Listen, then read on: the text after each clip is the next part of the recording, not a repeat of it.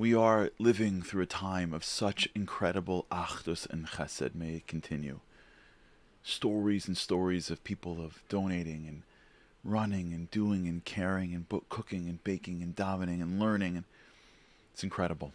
And there's so many stories, but I want to share with you one that really had an impact on me. It's simple, but I found it to be very moving. So a friend of mine is raising money for gear for the soldiers. A lot of the soldiers need gear. They don't have as much as they need, and so they're sending each other links to things they could buy from on Amazon.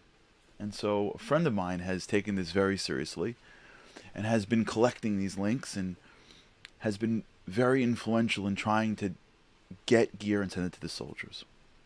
So he tells me that he's sitting in his office on a Friday, in his home office, and he's on the phone. He's trying to get this person to donate and this and that, and he's coordinating all this stuff that he's giving. And he notices that his son, he's got a 9-year-old son, and his son usually at this point is playing with his friends. And his friends come over and they knock on the door, and his son sort of speaks to them, and they walk away.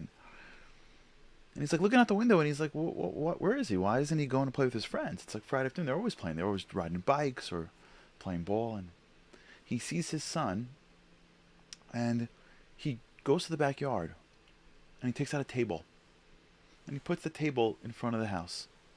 And this guy's saying, looking at it, it's like, what is he doing? And then he hears him being busy.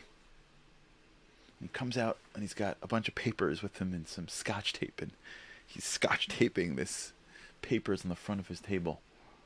And then he goes back in the house, and he's super busy, and comes out with sodas and iced teas, some of which is in the fridge, some of which looks like he made.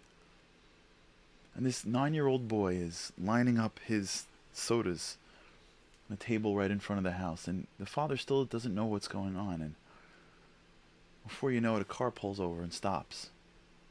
And the guy looks out, lowers the window, and he sticks his hand out.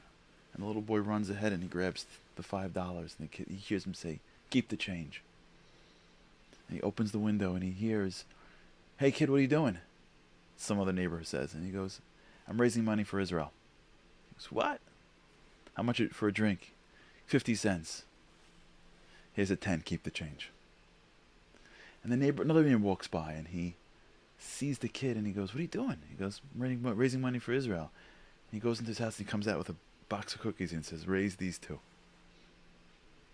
And his father is watching his 9-year-old with his bunch of sodas and box of cookies and kid after kid, car after car, just stopping, 5s, 10s. And after about an hour or two of shooing away his friends and manning his store, the kid knocks on his door and goes, "Daddy, I hear that you're raising money for Israel. Here's $78.50. Can you send it to them as well? For me?" And I was so moved by that story, because in many ways it is representative of our relationship to Hashem. You know, we make a mistake in thinking that we do chesed because they need us. Hashem doesn't need us. Hashem could do whatever he wants. If he wants the war in Gaza to end, it's not a big deal. If he wants bracha, hatzlacha, parnasa, shefa, it's not a big deal for Hashem. It's Hashem.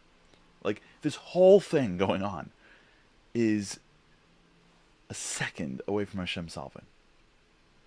And we, in Hashem's eyes, are 9-year-olds. We think we're important, but we're little kids in his eyes. And I can almost imagine the nachas he gets when we hand over bigger sums of money, but to Hashem, it's just a couple of cents. To help each other, to do for each other. A word, a tefillah, a dollar, a mitzvah. Everything we do for each other, I can almost imagine that Hashem is getting the nachas that father got that day, watching his little one do whatever it takes to raise a few dollars for another Jew.